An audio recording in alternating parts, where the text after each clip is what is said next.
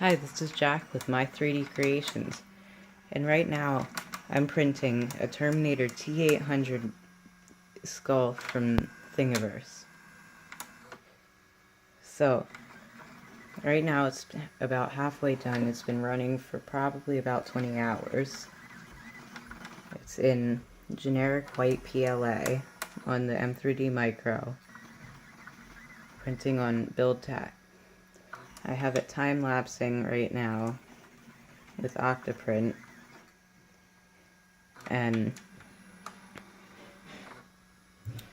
it's looking decent right now.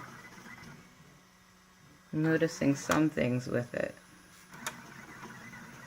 that could be a little better.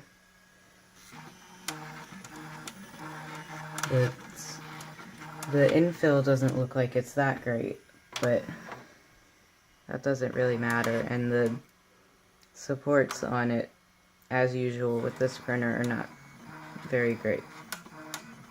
But I will be back with you when it is done, probably tomorrow.